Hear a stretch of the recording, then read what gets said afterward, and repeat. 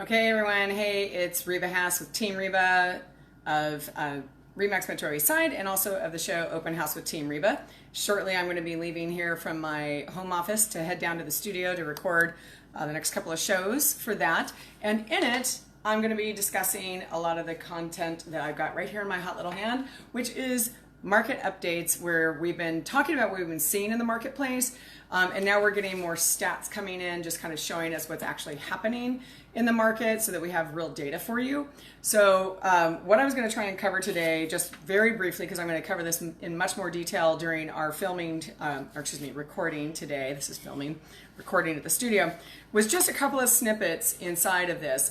Eric is in another meeting at Homebridge right now, so he couldn't do the live feed with me, but I'll be meeting with him shortly to do our recording.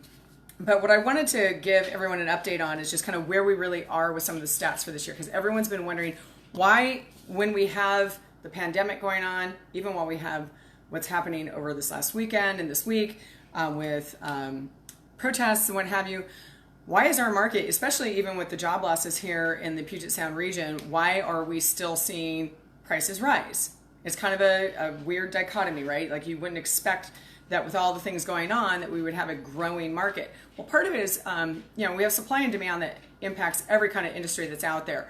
And it is the same, and it holds true for real estate as well. So I'm looking through some of these numbers, and a lot of what we're covering, like on this particular sheet that I'm about to read from, this is covering the active, pending, and closed sales.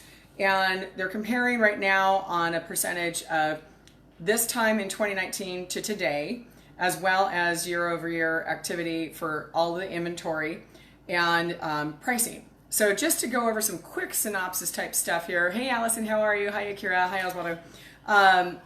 Listings for April in 2020 were 7,641, and we expected that to be impacted because of the fact that we had the shutdown in the industry. Comparing that to last year, we had 11,697. So that was a significant decrease. And we have a percentage change of a little over 20%. Pending sales were down, again, because we had the shutdown. People couldn't get out and look at the inventory that even was on the market. We were down 35% year over year. Last year at this time, we had 11,188 pending transactions. And as of this year, we had 7,207. Closed sales. So even that, I mean, they're all following the same trend, right? So on the closed sales, closed in 2019 in April was 7,578. This year is at 5,866, down a little over 22%. And then but here's the thing, we're watching the prices continue to go up. Last year, the median price in, this is particularly for the Northwest MLS, so this is covering a lot of market area for the state. The median price, meaning half were sold from below, half were sold above. That's not the average, it's the median, right? So it was 424,950 in April of 2019. For this year, that actually had gone up 6.37% to 452,030. And here's the other thing, we keep talking about supply and demand. Months of inventory, there's only 4 counties that are in all of this area of the Northwest multiple coverage. Only 4 counties have more than 4 months of inventory. Okay, so when we're always talking about the fact that a considered even market is between 4 to 6 months, meaning buyers and sellers have roughly about the same kind of bargaining power, 4 to 6 months typically. But we still have in nearly every county area less than 4 months of inventory, and primarily less than 2. I'm looking at King County, we have 1.57 months of inventory. Snohomish is at 1.39. Pierce County, 1.33. These are the 3 major counties in the region, and Kitsap, which is one of the fastest growing regions, is also at 1.48.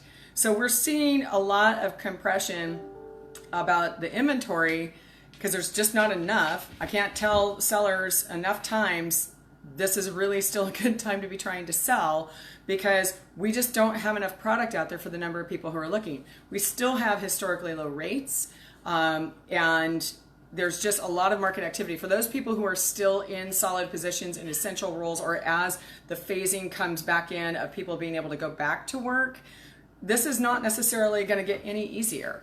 So if you're interested in buying, you should be really taking a look at this, because we still are anticipating that house prices are going to go up. And I can't tell you how many times I've had people telling me lately, mistakenly, because they don't work in the industry, that they think prices are going to go plummet. And it's not the same as what we had going on back in 2007, 2008, and 2009. This is a completely different kind of scenario. Is it somewhat catastrophic to a lot of people? Absolutely, 100%. However, it's not the same across the board. It's that whole thing that we've been talking about. We're not on the same ship, we're in the same storm, and it's impacting people differently. So, it's one of those things that you really have to look at all of the situation and not just a couple of things. And you certainly can't listen to just national news and think that that's what applies to your local market area. So if anyone has questions or wants us to get more information to them, you can certainly reach out to me. My information, as I keep putting it on here, my cell phone is 206-910-3429. And you can send either general questions to info@teamreba.com, or you can send them to me personally at reba@teamreba.com. And I'm happy to get you information. We've got all the stats for every county that's part of the Northwest Multiple. So if you want to know, maybe you're considering moving from King County to another area and you want to know what to expect, we can help you with that. If you're moving around just locally in the region, we can help you with that. So throw your questions at us. But I have a whole bunch of other information I'm also going to cover during our shows today. So those, of course, air on Saturdays on AM 1590, The Answer. Saturdays from 2 to 3 p.m. and they re-air on Sundays from 3 to 4, and then we go back into podcast. We did have a couple of staffing changes, so we're back a couple of weeks, backed up, I should say, a couple of weeks on getting those uploaded, but I anticipate getting those done hopefully by the end of this week. So a lot of the information that we're providing right now will be available to go back and listen to if you can't listen to us as we're live on air. So anyway, hope everyone's having a great day. I know I have a super productive day going on. And again, send your questions to me and I'll be happy to get back to you right away. All right, take care, everyone. Bye.